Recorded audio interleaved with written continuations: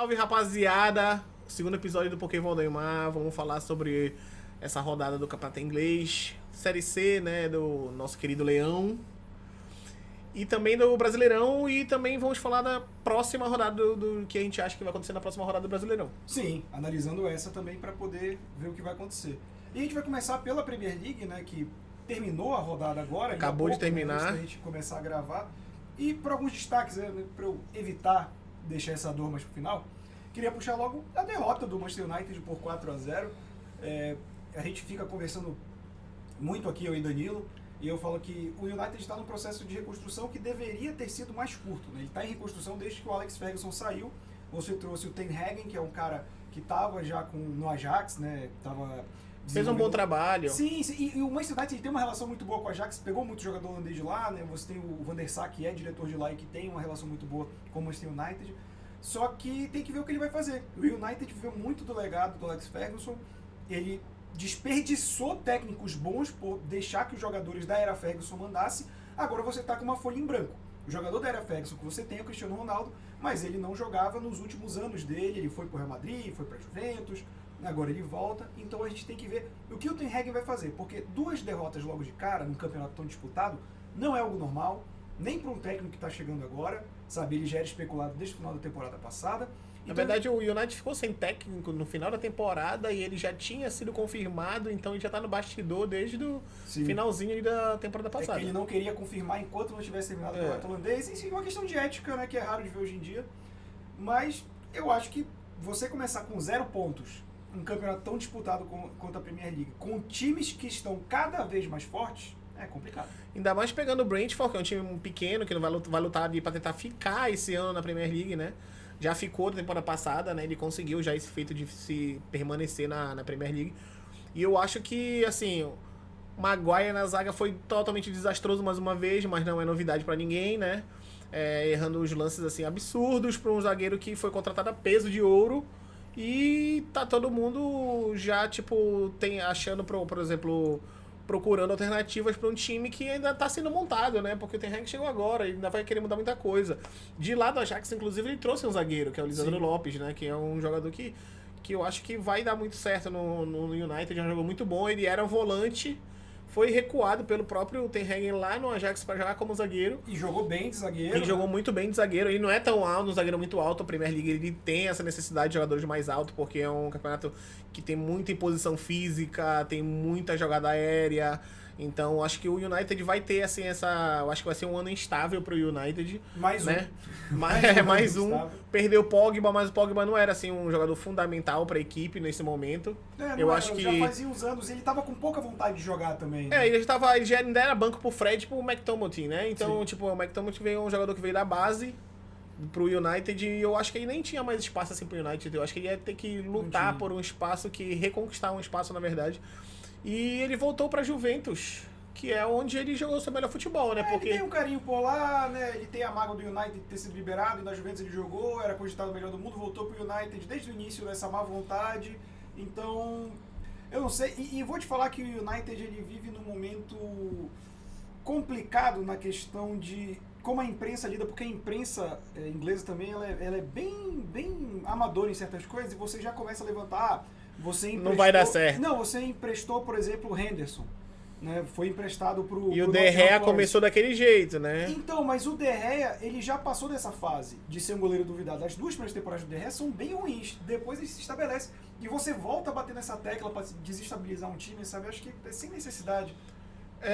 E eu acho que o United vai passar...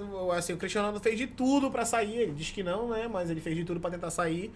Eu acho que o Cristiano Ronaldo tá naquele momento que ele já deveria voltar às origens, né? Volta pro esporte em Portugal, fica em casa, ou então vai pra MLS, né? Fazer o que todo grande jogador mundialmente conhecido, famoso, que trabalha com um seu comercial muito forte, como o Cristiano Ronaldo faz, porque ele já tem que pensar já no final da carreira, porque já é realidade. Sim. E assim, a gente tinha comentado isso antes da gravação. Não adianta se enganar que algum outro time grande vai querer ele nesse momento. Não adianta o Cristiano Ronaldo se enganar. Se a gente for analisar aqui, Bayern de Munique, eu acho que eu vou analisar times que poderiam estar nesse possibilidade de sair do Cristiano Ronaldo.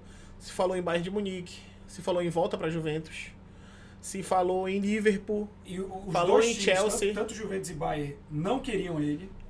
O Juventus, o Bayern porque trouxe o Mané, e eu acho que o Mané vai fazer esse papel de segundo atacante depois da saída do Lewandowski ali, vai ficar um... Segundo atacante não, vai ficar como se fosse um falso 9. Sim. Né? Ele vai fazer esse falso 9 no Bayern de Munique, que eu acho que é um futebol que o Bayern de Munique vai querer começar a mudar agora, porque sempre jogou com um fixo lá na frente, um centroavante de mais de área, número 9. Ele não tem esse jogador agora no elenco para ser titular. Ele tem esse jogador, mas não com carga para ser um titular. E eu acho que o Mané vai acabar ocupando esse papel, mantendo o Sané de um lado, Gnabry de outro, mas não vai jogar mais com aquele 9 mais fixo, né? Mas só que eu acho que não tinha outro local assim que o Cristiano Ronaldo poderia... Se falou até em Barcelona, no Cristiano Ronaldo. Também não vejo. O problema do Cristiano Ronaldo, e é uma culpa da própria qualidade dele, que é muito alta, ele é um jogador muito caro para a idade dele. Porque o futebol ele ainda apresenta. Mas ele não vale um investimento. Você vai fazer o quê? Botar um investimento de um contrato de um ano, que deve ser caríssimo com um jogador de 37. O próprio Florentino Lopes, né, tu viu o vídeo? Vi.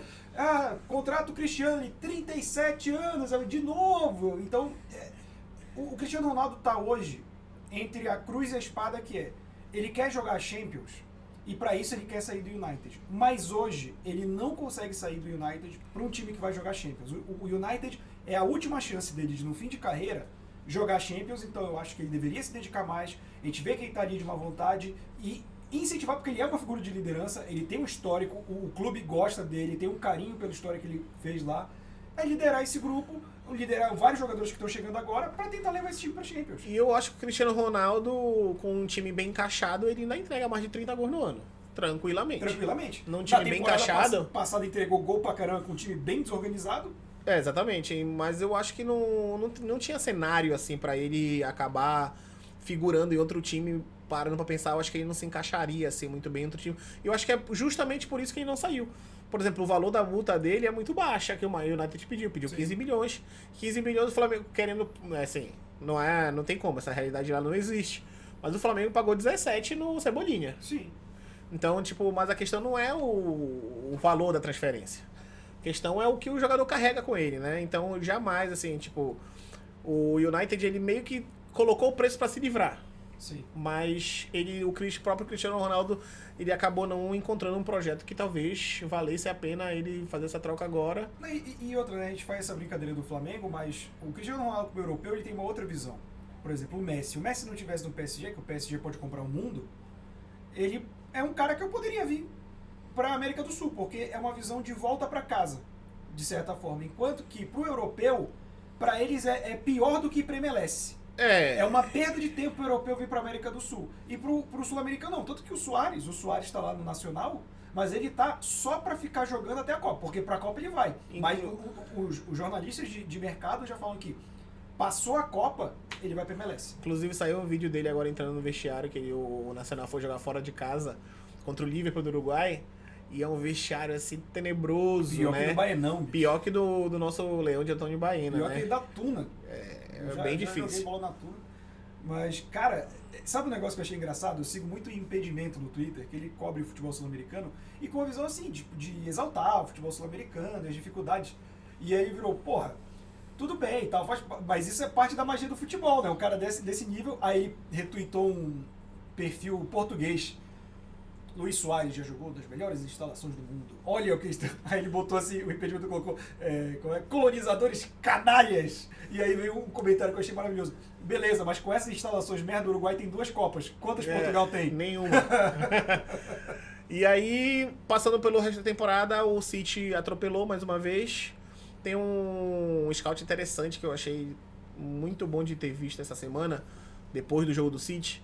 É que o Haaland, quando tava no Borussia, ele tocava mais na bola. E no City ele não tá tocando na bola, mas isso é conforme devido na Inglaterra, a defesa é de outro jeito. Tipo, na Alemanha não tem como comparar. Então ele tocou 2 vezes, deu só apenas 2 passes em 2 jogos. Só que um foi uma assistência, obviamente, que é o principal passe, né? Não é aquele passe lateral, não é aquele passe sem produtividade, mas... isso na história dos últimos times do Guardiola, isso nenhum jogador teve esse número de passes tão abaixo, porque é um time que joga sempre com a bola. Sim. Mas as defesas da Inglaterra são sempre diferentes. E o City não jogava com jogador de referência na área desde o Dzeko. Então o City nunca jogou com um jogador de referência. O Jesus sempre saía, o Gabriel Jesus, o Agüero Jesus, na verdade, também. Ele vai pra lá como esse jogador no Palmeiras e lá ele é modificado para jogar mais como ponta, como o Guardiola joga. E ele flutua muito, né? Porque tem horas, eu lembro que o Agüero tava batido, o Jesus entrou voando, e aí fala, porra, o Agüero não vai voltar. Aí ele cai, o Agüero volta a ser titular e fica até o ponto em que ele vai agora pro Arsenal e volta a ser um centroavante, né? Um camisa 9. E aí eu acho que o City ainda vai demorar um pouquinho pra encaixar o Haaland por conta disso, porque é um time que não tinha esse costume de jogar com 9 referência. E o Borussia jogava, é aquele grande lance, né? Ele vem de um time que jogava em função dele. E o City joga como um elenco. Exatamente. Acho que a única vez que eu vi o Guardiola jogar com um jogador de referência, e ainda assim não como a gente está acostumado no futebol, foi o Messi no Barcelona. Mas ainda assim, era uma engrenagem muito azeitadinha para chegar no Messi. Exatamente. E aí o City pra mim, na verdade, vai ter resultados até melhores do que o ano passado. Eu acho que o City é um fortíssimo candidato até para Champions esse ano. Óbvio que um jogador não muda assim um elenco de mas o peso da contratação do Haaland dá uma magnitude muito grande pro elenco do City. Eu acho que teve momentos que o City não tinha pernas para atacar na Champions passada e não tinha um jogador de referência, porque não adiantava cruzar a bola na área, porque só é baixinho, ninguém ia subir para fazer o gol. Mas o Haaland vai ser esse jogador. Mas ele não é um jogador paradão também, né? Ele tem uma velocidade muito grande para a altura que ele tem. Sim. É um jogador que finaliza bem e que vai dar... Eu acho que vai dar certo. Sim, muito certo tem tudo para dar certo, né? No City. Mas aí eu vou te perguntar, a gente vai ver o Gabriel Jesus na seleção na Copa? Com certeza. Porque o menino tá voando no Arsenal, né? Ele decide voar perto de Copa, o rapaz. Ele inclusive teve uma entrevista recente que ele soltou, que ele falou que eu sou o 9, eu jogo como 9, mas só que eu tenho também a qualidade técnica pra voltar, pra marcar, pra abrir espaço, pra fazer um passe, eu não preciso ficar fixo. Ele deu uma entrevista recente falando sobre isso. E o Brasil tá carente desse 9. Sim. Se a gente for parar pra pensar, é uma posição que o Brasil tem ali do meio pra frente que não tá definida. Até porque na última amistoso do Brasil, o Tite testou uma formação que eu acho que deveria ser os 4 da frente na Copa, que é Paquetá e Neymar, ali de falso 9 e meia, eles revezando, Rafinha de um lado e do outro lado Vinícius Júnior, porque não tem como pensar numa seleção brasileira sem Vinícius Júnior. Mas o que o Gabriel Jesus vem como ele começou essa temporada, ele é candidatíssimo a estar nesse time e vai brigar por vaga ali no ataque brasileiro. O Arsenal tá com um time muito bom no meio pra frente, jogadores novos e velozes, Odegaard armando, Saka na direita, Martinelli na esquerda, que tá jogando muita bola também. E justamente o Gabriel Jesus, que começou a temporada ligando pra mãe direto.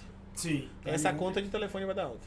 Tem que ligar pelo WhatsApp, porque aí pega o Wi-Fi. Aí não paga, assim, né? É verdade. Porque, pô, pensa que Inglaterra pra cá, DDI deve ser lá em cima. Mas, aquilo que a gente tem que falar, eu acho que ele pode ir bem na seleção se o Tite colocar ele na posição. Porque não adianta, e eu nunca entendi isso no Tite, o cara tá jogando assim, tá o time, mas eu gosto dele, tá o jeito. Por quê? Não deu certo da última vez, deixa o menino jogar onde ele sabe. Não tem por que ficar teimando nisso. É justamente ele querer que o Paquetá jogue de terceiro homem de meio campo, que não deu certo no Milan jogando de terceiro homem de meio campo. E aí, quando ele vai pro Lyon, ele joga como meia e falso 9. Exato, e ele joga bem melhor do que ele tava no Milan, inclusive. E, inclusive, foi essa a formação que o Tite testou e é o que ele faz com o Paquetá. Ele não faz o Paquetá ser o terceiro homem de meio campo, né? Sim. Ele faz ele ser o meio armador ali, ou então o falso 9 pro Neymar voltar e armar o jogo. Sim. Porque o Neymar tem um dos melhores passes do futebol no mundo hoje, não dá pra negar isso. E o Neymar armando do lado da Rafinha, do outro lado do Vinícius Júnior, eu acho que é uma grande vantagem pra seleção brasileira. Sem dúvida. E acho que o destaque também vale dizer aqui o empate, né, entre Chelsea e Tottenham. Que foi um jogaço. Teve briga de técnico, teve tudo. Cabeçada de técnico. Briga de idoso, né? Exatamente. O Conte ainda tem marcabelinho, mas o Tuchel ele já tá só o pó da rabiola, né? E foi um jogaço, né? Não esperava um Tottenham tão agressivo contra o Chelsea. Achei que o Tottenham ia ficar mais na dele ali, esperar que são os times do Conte, né? Que todo o time do Conte ele é mais reativo, espera pra jogar no contra-ataque. O próprio Chelsea do Conte. E o Tottenham tem jogadores muito velozes no lado de campo, né? Tem o Son e começou com o Kulusevski, né? Sim. Mas aí o Chelsea começou na frente no jogo, depois ele tenta botar Lucas Moura de ala, ele bota Richarlison como dupla de ataque com Kane, funcionou muito bem.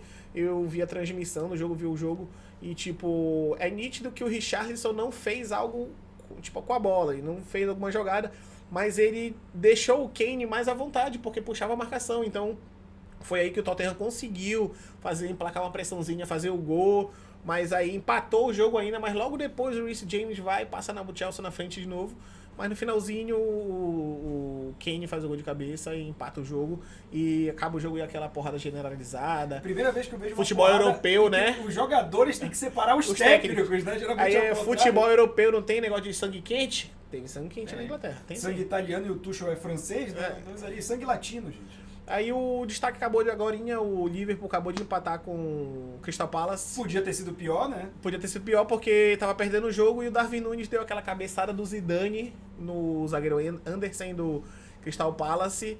Foi expulso e logo depois o Liverpool ainda consegue empatar, mas fica ali.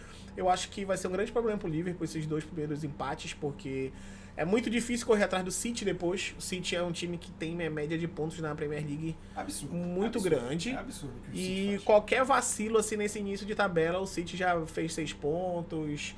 Mas eu acho que a briga não sai dali do City, Chelsea e Liverpool. Também acho que não. E como a gente falou do United, que essas 2 derrotas cobram caro, esses 2 empates do Liverpool vão cobrar caro. Já tivemos campeonatos decididos por essa micromargem, assim.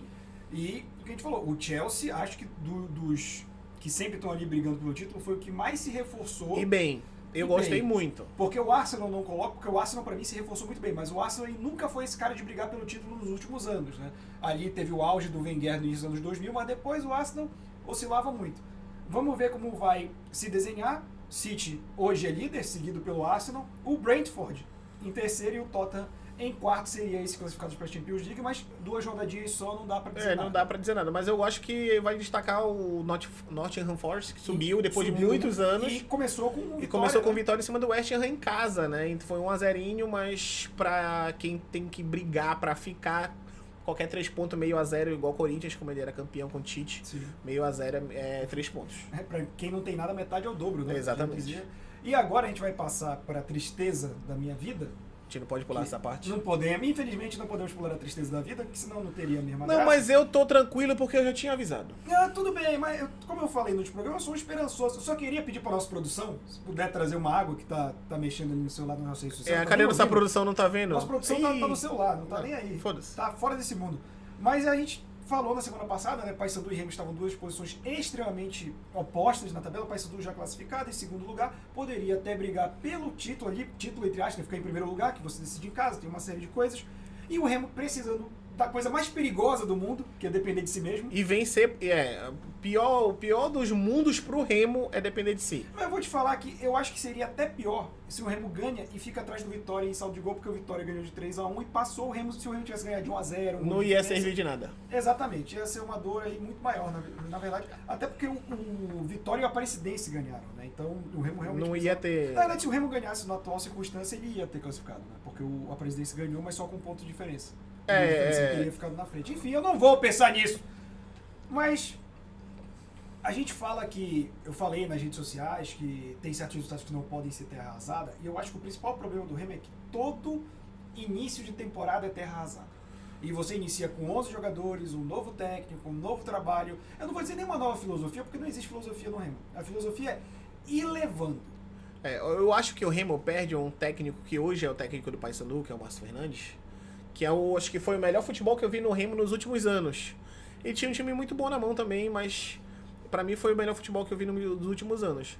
Mas só que o Remo tem um problema que é o seguinte: ele usa o campeonato regional do início da temporada como parâmetro, como teste, pra quando chegar perto de estrear pelo Brasileiro trazer 8, 9 jogadores e fazer um time base. Não existe isso. O campeonato regional ele tem que ser já pra montar a base do time e deixar ela basicamente pronta.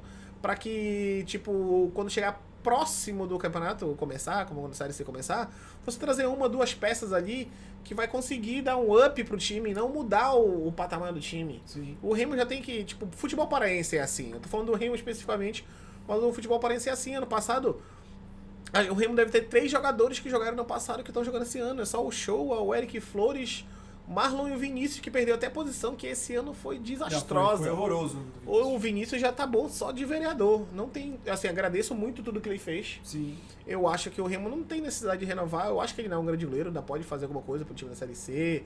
na Série D, mas eu acho que o Vinícius tá na hora, tipo assim, pra ele não Já sair tem uma criticado. idade maior também, né? Pra ele não ter que sair ali chutado, criticado e a torcida odiando ele. Não tem essa necessidade, ele já fez muito pelo Remo. Sim. Muito obrigado, inclusive, mas acho que chegou o momento, assim. O Zé Carlos foi um bom substituto, fez um bom resto final de campeonato. Foi seguro no Foi- que foi- foi necessitado dele, né? Mas o Remo tem que parar de querer fazer um elenco por ano. Não é assim que se forma um time, uma base. Né? O futebol paraense, ele é muito de momento, não tem planejamento algum, né? Tanto as duas diretorias. Eu acho que o Paysandu ainda é muito mais organizado que o Remo. Sim, sim. Eu acho que o Paysandu é um time muito mais organizado que o Remo. Ele manteve até uma base maior do ano passado pra cá, diferente do Remo, que trocou basicamente todos os jogadores. Os pontas não são os mesmos, os meias não são os mesmos, os zagueiros não são os mesmos, laterais não são os mesmos. Não tem como manter uma base assim, não tem como fazer um futebol planejado a longo prazo assim. Aí eu acho que tipo o ano que vem vai ser mais do mesmo. O bom do Remo é que agora a gente não sofre mais esse ano. Não, esse ano eu já tô livre. Essa culpa já foi embora, é só esperar o Hexa no final do ano e o Remo não me dá dor de cabeça. Mas, passando por outro lado da Almirante Barroso, o Paysandu poderia ter brigado pela liderança, fez um joguinho protocolar, perdeu do Floresta, não foi? Em casa, Em casa, o que tem sido um problema jogo em casa pro Paysandu, né? Ele jogar tem- melhor fora. Exato. Parece que a pressão da torcida funciona ao contrário pro Paysandu. Mas classificou um grupo que não é moleza. É, eu acho que ele ficou no pior grupo, assim, porque confronto direto, por exemplo. Figueirense perdeu do Figueirense, perdeu do Vitória fora, ou foi em casa, não tô lembrado. E ele empata ou ganha do ABC, e é exatamente esse grupo que ele cai.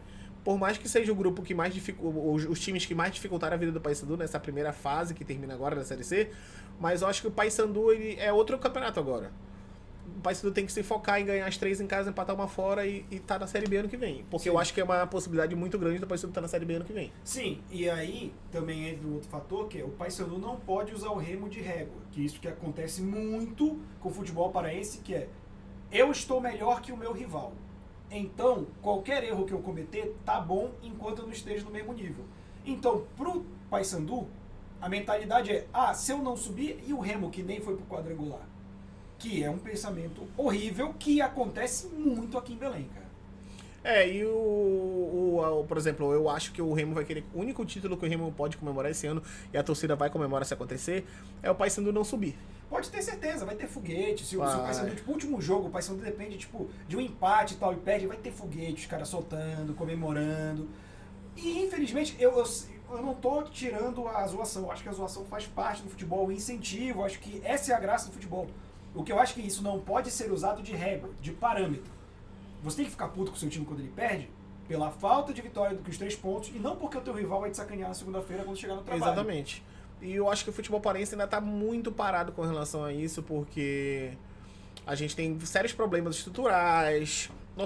A grama que a gente ainda joga aqui no Pará é alta. E nenhum lugar do mundo mais a grama é alta, o que faz o jogo ficar mais lento. Então tem muitas coisas que o futebol paraense tem que mudar, planejamento. A gente até falou bem do Fábio Bentes com relação à administração, que ele mudou a administração do Remo, ajeitou as finanças, mas só que ele não viu o ouro pro futebol. Exato. Ele tentou tapar o futebol trazendo os medalhões ali, Eric Flores, conhecido nacionalmente, o Brenner, um excelente jogador, acho que foi o melhor jogador do Remo esse ano. E mais, tipo, trouxe Marcel, que jogou no Corinthians. Mas só que, tipo, o futebol não é assim. Não tem como um time encaixar em 2 meses. Trazendo como se a peça estivesse pronta. É só você colocar ali, substituir, vai funcionar a mesma coisa. Trocando técnico, uma série de coisas. Decisões desastrosas no futebol. Acho que tem que ter essa mão na consciência de repensar o que foi feito nos últimos anos. Não é só porque o Remo conseguiu a proeza de subir e descer no mesmo ano. Dependendo, novamente, só de uma vitória, com o último jogo sendo dentro de casa, cara. Até um detalhe da Série B ano passado foi que antes ela não tinha o VAR. E o Remo foi muito prejudicado naquele início de Série B ano passado por não ter o VAR. Eu acho que ele teve uns lances absurdos assim contra o Remo. Teve até um lance que quando teve o VAR também prejudicou o Remo. Mas isso é uma questão de arbitragem. Eu nem vou entrar tanto nesse mérito, porque pra mim isso não é um podcast sozinho, que eu realmente acho que o Norte, pela insignificância que se tem diante do cenário nacional, a gente sempre é prejudicado por arbitragem, principalmente jogando contra time do Sul e Sudeste. Então, E eu acho que a falta de representatividade de time do Norte em Série A e B faz com isso, porque parece que é time de caipira. É esse time aí, desses índios aí. Porque é difícil viajar pra cá, né? É muito longa a viagem, mas também é difícil pra gente ir pra lá, pô. Não é só difícil pra ir vir pra cá. A gente ir pra lá também é difícil, então... Mas esse preconceito ele de fato existe, assim, com a nossa região, com relação ao nosso futebol. Mas eu vou dar um exemplo pra vocês. O Remo enche muito mais um estádio, uma casa que Avaí, enche mais que Curitiba, enche mais que Red Bull Bragantino, enche mais que Goiás. O Remo, se botar uma média de público, se o Remo tivesse uma Série A, ele tava dando uma média de público maior que esses times. O Remo, inclusive, nesta Série C horrorosa, tava top 10 de e tá jogando no Bainão, porque o Bainão tem uma capacidade infinitamente menor que o Mangueirão, que tá em reforma esse ano. O Bainão hoje cheio, que tem limitação, você não pode encher ele, é 11 mil, 12 mil pessoas no máximo. Porque se o Remo nessa Série C que tá jogando, eu vi uma Série D toda do Mangueirão, eu vi todos os jogos de uma Série D do Mangueirão. O Remo botava em média mais de 30 mil pessoas. Então, se tem mesmo jogando esse futebol que tá, a torcida do Remo é totalmente apaixonada, se tá no Mangueirão aberto, a gente tava com essa média de público beirando top 5 do Brasil. Com certeza. E só antes da gente passar para a Série A, vale lembrar os 8 times que se classificaram, né, para a próxima fase, vão ser divididos em 2 quadrangulares, são Mirassol, Paysandu, Figueirense, Volta Redonda, Botafogo de Ribeirão Preto, ABC, Vitória e Aparecidense. Esses times vão ter a chance de subir para a Série B. Aí o grupo ficou Paysandu, ABC, Vitória e Figueirense, o outro ficou Mirassol, Volta Redonda, Botafogo e o Aparecidense. Então agora é outro campeonato, é um quadrangular, jogo de ida e volta, e os 2 primeiros já estão na Série B, e o primeiro de cada grupo joga uma final para ver quem é o campeão da Série C. Jogo de ida e volta. Né? Jogo de ida e volta. Passando para a Série A, eu falei no último programa que o jogo de maior destaque dessa rodada seria Corinthians e Palmeiras. Por quê? Quando o Flamengo elimina o Corinthians na Libertadores, o que ele faz? Ele joga a pressão em cima do Corinthians, que vai jogar com o seu maior rival, dentro de casa, e que ele tá em segundo e o Palmeiras em primeiro. Não acho que é surpreendente em nada o Palmeiras ter ganhado, mesmo o jogo tendo sido na Neoquímica Arena, porque o Palmeiras é um time muito melhor que o Corinthians. Mas não foi um jogo glorioso do Palmeiras, não foi um jogo espetacular, foi num lance pontual, uma roubada de bola, o Palmeiras consegue criar a jogada do gol, e é o necessário para ele se distanciar 9 pontos do até então segundo colocado, que era o Corinthians. E o Corinthians, que é aquela que a gente fala vaca em cima do poste, né? A gente não sabe como tava lá, mas uma hora vai descer. E aparentemente tá descendo. Já tá descendo. Eu acho que o Corinthians ele vai ficar um pouco mais livre no campeonato agora, se caso ele não consiga se classificar na Copa do Brasil na quarta-feira, mas eu acho que ele vai fazer um jogo muito bom, eu acho que ele vai acabar revertendo o resultado contra o Atlético Goianiense, que é um time mais limitado. 2-0 é um placar que tem como você reverter. É diferente daquela situação Flamengo e Corinthians, que o Flamengo ganhou em Itaquera e o Corinthians quer reverter um placar de 2-0 no Maracanã. Eu acho já mais difícil. O Atlético Goianiense, que está em 3 frentes, Copa do Brasil, Sul-Americano e Brasileiro, sendo que no Brasileiro ele é vice-lanterna. Então ele tem que jogar para ganhar. Porque o próprio Fortaleza já está se espertando, já saiu da zona de rebaixamento por conta dos resultados. Então, assim, o Atlético Goianiense, com todo respeito ao Atlético Goianiense, não tem time, e isso, assim, gente, poucos times da Série A têm time para disputar 3 frentes. Flamengo, Palmeiras, Atlético Mineiro não tem elenco, tinha um time forte. Agora, mas agora tem elenco, trouxe Allan Kardec, Pavon, Pedrinho, então hoje tem elenco para disputar 3 frentes. Mas já saiu de 2. E no Brasileirão tá mal, né? Conseguiu ganhar agora do Curitiba fora de casa com a 0 gol do Allan Kardec no último minuto de jogo. E aí tem um meme incrível que fala assim, mas não teve pênalti, então não teve gol do Hulk. É verdade. E aí ganhou esse jogo lá em Curitiba e que pra ter uma projeção de título, tem que ganhar desses times fora de casa. Sim. O Flamengo foi lá, ganhou com o time em reserva, né? Misto, na verdade. E eu acho que o Atlético Mineiro esse ano não tem mais o que fazer, dificilmente vai alcançar o Palmeiras, não ganha, vai ter que brigar pela vaga direta da Libertadores. Mas o Fluminense vem bem também, que vai disputar essa vaga direta da Libertadores.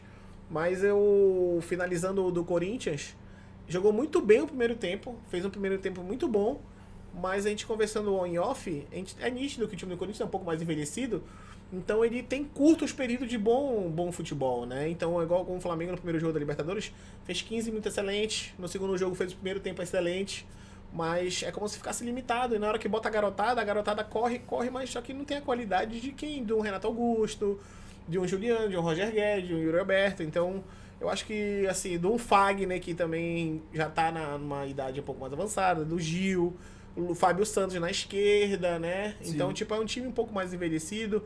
Chegou o Vera no meio, tem o Duqueiroz pra tentar dar um gás ali no meio, mas eu acho que não tinha como segurar o Palmeiras é muito mais time. Muito mais, e abre uma vantagem muito grande de 9 pontos, que pra mim esse jogo ia ser... Ele era um dos definidores de tabela, mas o outro jogo foi o Fluminense Internacional, que foi 3-0 pro Internacional, por quê? Depois do Corinthians, que todo mundo viu, o Corinthians não tem tanto time, já é um time mais velho, né? Para essas 3 frentes que tá, tanto que já saiu de uma, e aparentemente está perdendo gás no Brasileiro. E o Fluminense, como ele era logo abaixo do Corinthians, e estava jogando bom futebol, vem jogando bom futebol, ele é tomado como o time que vai passar, no caso, o Corinthians para disputar o título com o Palmeiras. Só que ele perde pro Internacional e ele abre margem pro Flamengo. Isso foi uma mudança de tabela que eu não esperava. Eu não esperava que o Flamengo fosse dormir na vice-liderança. Eu achei que o Corinthians ia pelo menos empatar ali com o Palmeiras, era a expectativa que eu tinha naquele momento. Mas o Corinthians não conseguiu tirar nenhum pontinho do Palmeiras nesses últimos jogos, que era o time que eu achava das últimas 3 rodadas que era capaz. Por estar jogando em casa, por ser um clássico, porque clássico não tem favorito, né? Por mais que diga assim, pô, o Palmeiras é um time melhor, mas clássico não tem favorito de fato, né? Então, o Flamengo foi jogar com o time em reserva contra o Atlético Paranaense, porque a programação que o Flamengo tem feito nos últimos jogos, usar o time em reserva pra deixar... Porque assim, o Flamengo também tem uns jogadores um pouco mais...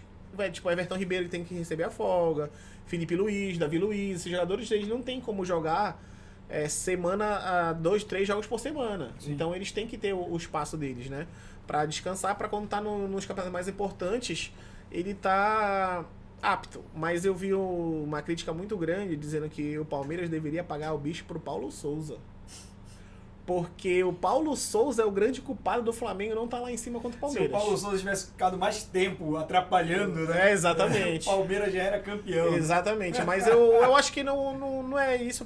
Eu não acredito nessa crítica, porque simplesmente se o Palmeiras não ganha os jogos dele, também não tá lá. Então o Palmeiras fez a parte dele. Sim, não, o Palmeiras hoje é o time a ser batido no Brasileirão, até porque sempre houve essa desconfiança do Abel, ele ganha em Copa, mas e o trabalho de pontos corridos? Eu acho que isso mexe com o ego, ele é um cara que é competitivo, então ele vai priorizar, já saiu da Copa do Brasil, né, ainda eliminado por um rival, que é pior ainda, então acho que a mentalidade hoje do Abel é o brasileiro, e a gente já tinha comentado antes da gravação, que o Flamengo tem uma sequência muito turbulenta, porque assim, ele fez 5-0, a gente já vai comentar esse jogo, ele tem o Atlético Paranaense no meio de semana de novo, que já é outro jogo, com vantagem outro time, os 2 times titulares tendo que disputar, e depois você pega o Palmeiras no fim de semana e logo em seguida, se passar, volta semifinal de Copa do Brasil de novo. Então a gente teve a teoria de que o Flamengo passando do Atlético Paranaense na quarta-feira, mas perdendo para o Palmeiras no final de semana, que eu acho que ele deve ir com o time titular no jogo do final de semana, a gente teve a teoria de que se ele perder para o Palmeiras, ele desiste do Brasileiro. O que não seria nenhuma decisão de outro mundo.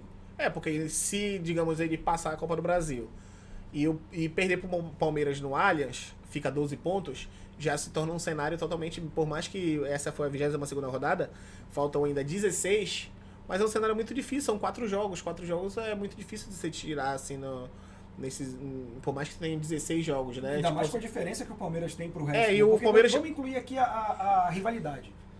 O jogo contra o São Paulo é aberto, mesmo o São Paulo estando muito abaixo do Palmeiras. Um jogo talvez com o Santos, que está se dando uma renovada. E aí inclui aqui o Fluminense, que ele tá nessa briga.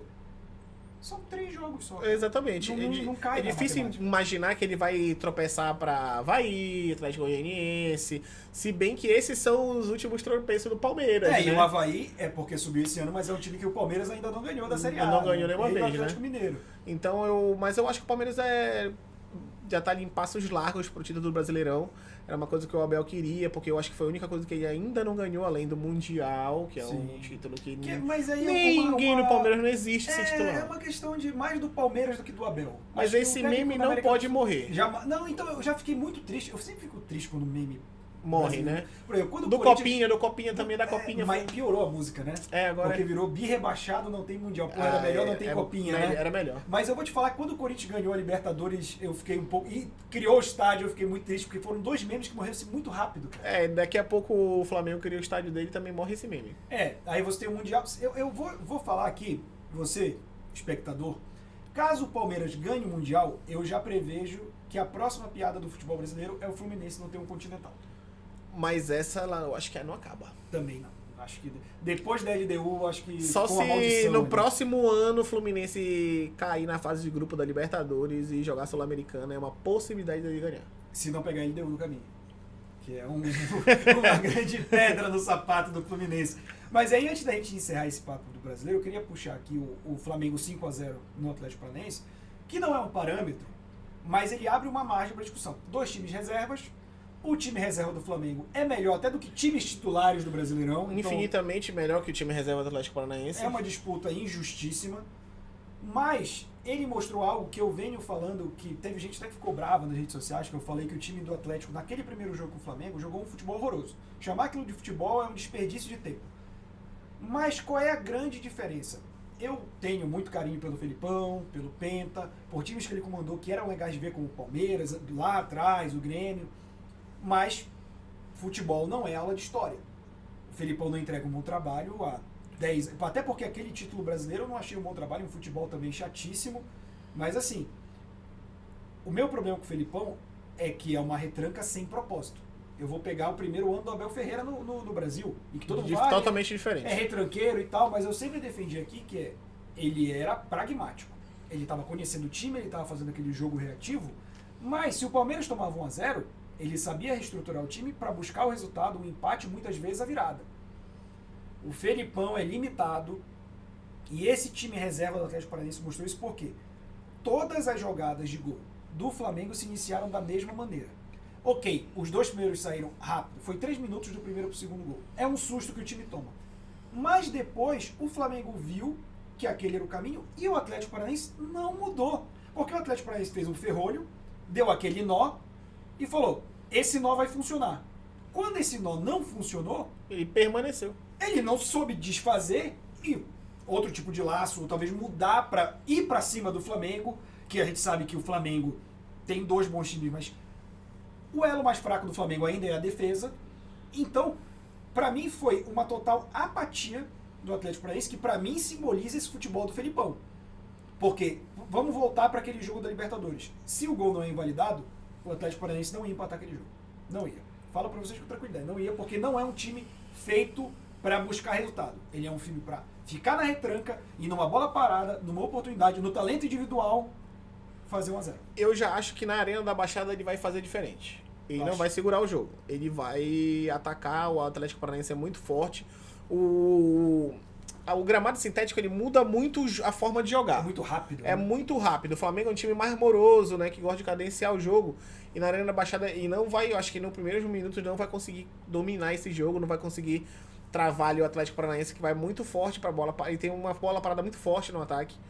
É um time que tem o Terence, que é um jogador que finaliza muito bem de fora da área. Inclusive teve gols agora na Copa do Brasil ou na Libertadores. Que ele fez um golaço de fora da área absurdo. Então ele finaliza muito bem. É um jogador que o Flamengo tem que se preocupar. E eu acho que é um dos destaques assim, do ano do futebol brasileiro. O Terence é um jogador assim, que eu gosto muito de ver jogar. O Canóbio, que chegou agora também, chegou caladinho, mas é um jogador interessantíssimo para se ter num elenco de time. Um jogador que ele chegou como 9, mas está jogando aberto porque ele tem uma velocidade muito boa. Então acho que o Atlético Paranaense não vai fazer esse jogo de retranca assim nesse jogo da volta da Libertadores. Pelo contrário, vai querer amassar o Flamengo, vai querer pressionar no começo. Eu acho que vai ser um bom jogo. Eu acho que vai ser um jogo muito bom, mas só que se ele vier de forma desorganizada, o Flamengo tem quando com a bola, o Arrascaeta com liberdade, é muito difícil. Por exemplo, no jogo no Maracanã, o Fernandinho ele jogou como um meio armador. Ele não jogou como um volante. Ele era o cara que estava na frente dos 2 volantes para sair jogada, para armar jogada. Que é o jogador mais experiente desse time, tem uma qualidade absurda. Exatamente. Melhor... Não, o Fernandinho tá jogando em nível de Premier League no Brasil. Exatamente. E aí é um time que jogou assim, que jogou com Terence de centroavante. Tipo, o Terence não tem corpo pra disputar com um zagueiro E o Flamengo tá sem Davi Luiz, né? Não joga Davi Luiz nem Thiago Maia. Thiago Maia é suspenso e o Davi Luiz foi expulso naquele lance que ele mandou o árbitro tomar banho. Apenas isso. E o juiz expulsou. Do juiz também, né? Não tá do jogo, cara. Pô, o cara só mandou você tomar banho, irmão. Não foi nada demais. Pô, já tá jogando, pô, tá suado. O tempo é bom, vai até bem pra saúde. E aí eu acho que, tipo, o jogo não vai ser esse. Eu acho que na Arena Baixada a pressão vai ser muito grande. O Flamengo vai ter que dar aquela segurada nos primeiros 15 minutos no Atlético, senão vai sofrer uma pressão ali. E se sofrer um gol no começo do jogo, aí vem o ferrolho. Porque é tudo que o time do Filipão quer. Sofrer um gol, fazer um gol no começo. Fez um gol no começo? 2 ônibus estacionados ali. E não vai sair. Uma linha de 5, uma linha de 4 e só um pra tentar ligar o contra-ataque. E é isso que ele vai fazer, porque ele vai botar um time que ele vai tentar fazer características de 4-2-3-1 ou 4-3-3. Mas com os mesmos jogadores que ele vai começar, isso eu tenho certeza, se caso ele faça um gol, ele vira 4-5-1 tranquilamente pra se segurar. Sim. Então eu acho que vai ser outro jogo. Por mais que tipo, a gente saiba que o Filipão é pragmático, que o jogador técnico retranqueiro, que é um técnico que tipo, tá na hora, ele já tava como diretor lá no Atlético Paranaense, ele quis assumir o time. Mas já falou que não vai renovar, não quer que ele... Exatamente, que se tipo, passe mais por essas situações que ele tá passando, né? É estressante você com certeza. Ele é um senhor, né? Tem isso também. E as pessoas meio que não respeitam quando você é o técnico, porque elas vão te criticar como se tu fosse o jogador também. Sim. Né? Culpando, apontando e tipo... por exemplo, eu vi uma entrevista agora do Vitor Pereira, que é o técnico do Corinthians, uma resposta que ele deu pro repórter, assim, pra eles entenderem que o futebol fora não é igual como é no Brasil. O repórter perguntou pra ele o seguinte: você tá preocupado com a demissão do Corinthians? Ele falou, preocupado com o quê? Nesse ponto da minha vida? Nesse ponto da minha vida eu tenho muito dinheiro, eu não tenho preocupação com isso. Se o Corinthians quiser me demitir...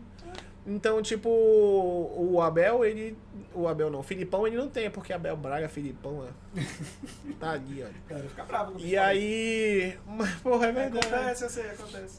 E aí, tipo, o Filipão ele não tem mais necessidade, porque ele também já rodou a Europa, já a Copa do Mundo, já ganhou muito dinheiro e não tem necessidade. Eu acho que ele viu uma possibilidade de um desafio novo ali, tentou assumir, mas ele já tá apanhando agora, porque essas críticas o Atlético Paranaense tem recebendo. E o Atlético Paranaense não é um time que joga assim. Nos últimos anos, o Atlético Paranaense nunca foi um time que se defendeu. Não. Pelo contrário, é um time bem agressivo. É um time que vai pra cima. Muitas vezes burocrático, mas retranqueiro não era. Era, retranqueiro nunca foi. Mas aí o Filipão traz a identidade dele, os jogadores compram a ideia. Até com cara de peso. Exatamente. Né? E o Atlético Paranaense tá fazendo uma excelente temporada, porque ele tá na quarta de final da Copa do Brasil, semifinal da Libertadores, tá ali no top 6 do Brasileirão, né? Se eu não me engano, tá aqui, tá no top 6 do Brasileirão. Então, tipo, tá fazendo uma temporada sensacional. Aí tu vai dizer que o trabalho do Filipão é ruim? Não é ruim. Tá em quinto? Tá em quinto. E, então, tipo, o trabalho do Filipão não é ruim. Mas, vamos dar prosseguimento na rodada? Eu não quero me estressar muito mais que o Filipão. Não, tudo bem. Eu acho que dessa rodada, esses foram os destaques. Se eu pudesse trazer outro destaque, só a vitória do Fortaleza, que sai da zona de rebaixamento. Eu gosto de ver mais times do Nordeste, né? Na Série A, eu tô cansado de só ver time do eixo. E eu vou falar que fica aqui, Atlético Mineiro, Grêmio Internacional falou que não são do eixo. Vocês são do eixo sim, meu irmão. Sul-Sudeste é tudo a mesma coisa. Vocês acham que não são, mas são. Então é muito bom ver o Fortaleza, ver o Ceará, ver times saindo dessa bolha. E eu acho que... O Inter também, né? A gente comentou do futebol do Inter. O Inter não joga um futebol bonito. O Flu jogou muito mal nesse jogo. Teve aquele impedimento... Lance absurdo. Impedimento antes da linha do meio de campo. O famoso impedimento de nada. Então, tipo... Teve aquele lance absurdo do jogo do Internacional. Que foi um jogo que teve um impedimento que não existe. Ele me lembrou até de um lance um tempo atrás que foi um impedimento a partir de um lateral.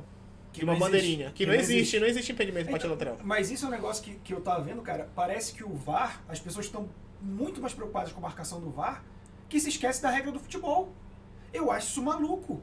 Como se o VAR fosse o grande deus do futebol. Não, cara, você tem que se preocupar. A regra existe, tá aí. São regras que a gente sabe, a gente que é leigo, a gente não trabalha com isso, de estar no campo, como bandeirinha, como árbitro. A gente sabe. E o cara se preocupa, não, o VAR, porque o VAR tem que mostrar serviço, e o árbitro do campo também não pode brigar com o VAR. E a gente fica sujeito a esse tipo de coisa. É bizarro o que está acontecendo com a arbitragem brasileira. E eu não vejo solução enquanto não profissionalizar a arbitragem. Por exemplo, eles têm que vir dar entrevista e explicar o que foi que aconteceu. Enquanto isso não acontecer, esse tipo de erros vão continuar, porque eles estão blindados. Áudio liberado, cara. Eles são blindados, eles erram e são escoltados e depois ficam num hotel e ninguém nunca mais ouve falar, ele viaja que ninguém vê. E não tem entrevista, não tem procura, não tem uma resposta. A CBF sempre daquele jeito mais básico de dar vamos ver o que vamos fazer, vamos suspender a arbitragem, e sendo que, tipo, isso nunca soluciona nada. Você vai afastar o cara, vamos fazer uma reciclagem com ele.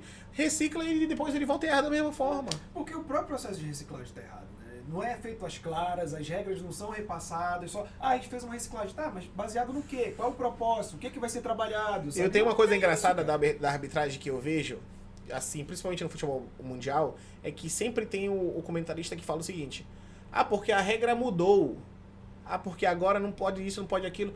Mas a gente não vê o futebol europeu tendo que explicar que a regra mudou. Sim. Entendeu? Não tem, tipo assim, tu não vê na Premier League o jogo parar, não, porque a partir de agora isso daqui não é mais falta.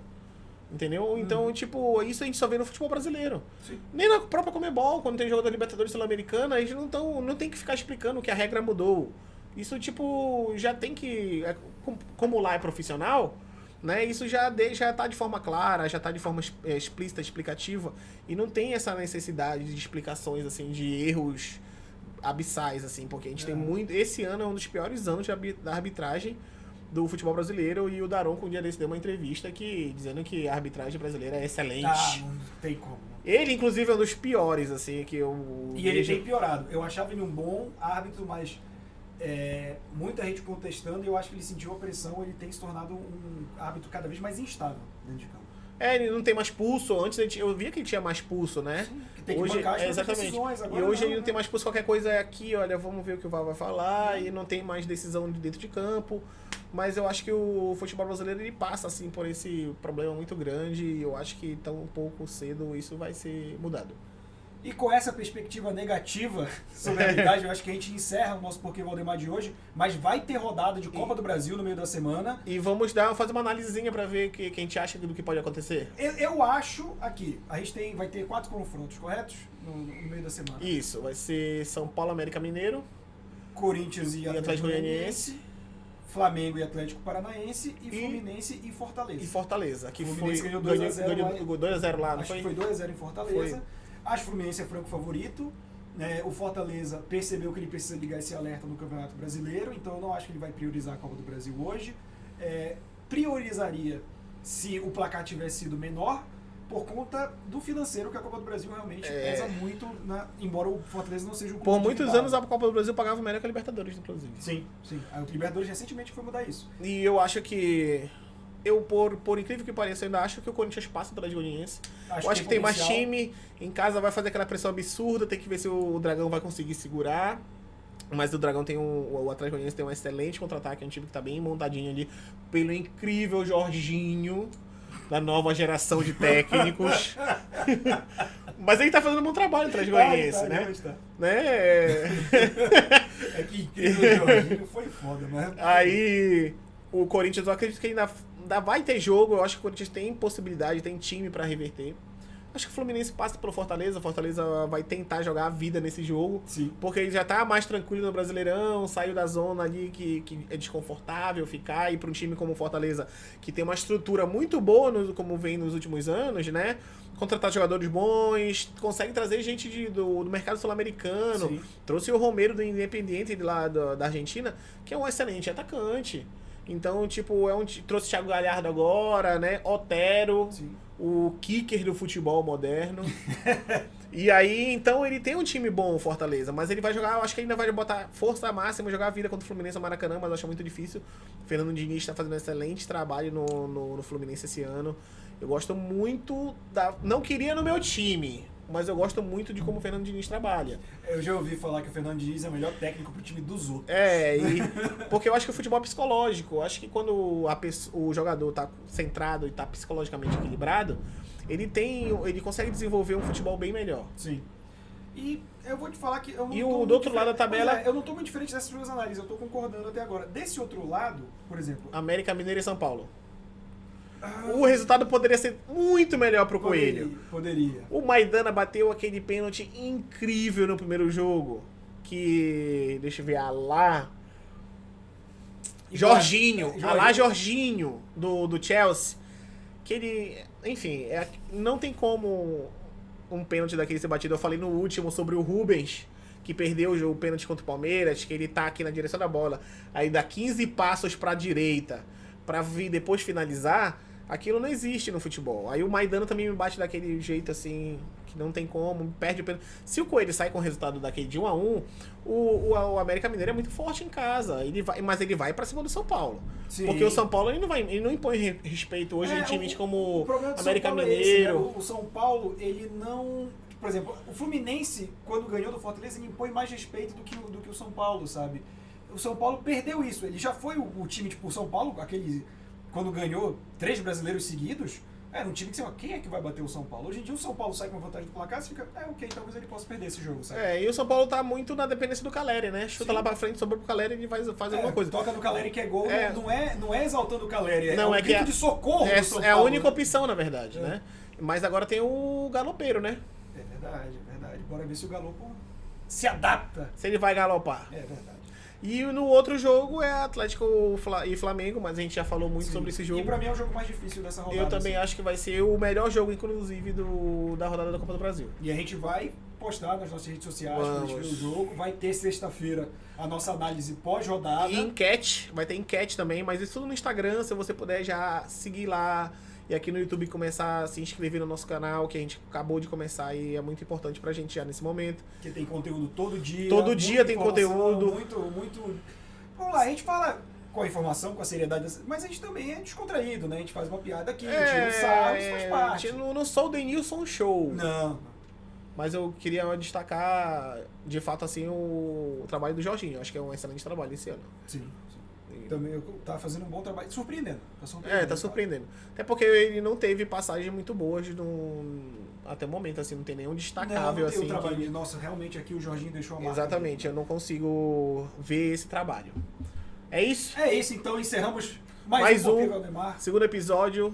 Sexta-feira estamos aqui de novo. Sexta-feira já tem o terceiro episódio. Inclusive, eu ressaltei isso no último vídeo. Eu queria que vocês comentassem qual é o melhor momento pra gente fazer live, porque esse programa daqui a pouco ele vira live. Então tem que ser no horário. Então tem que ser no horário que vocês prefiram, né? Então comenta aí, as nossas redes sociais vão estar abaixo, tanto a minha pessoal, Danilo, quanto do Robertinho e também do canal, né? A gente tem cortes no TikTok, tem cortes aqui no YouTube também. Cortes no Instagram e também. Tem no Instagram também. Então, tipo, a gente tá em todas as mídias sociais, inclusive no podcast também, que tem lá no Spotify.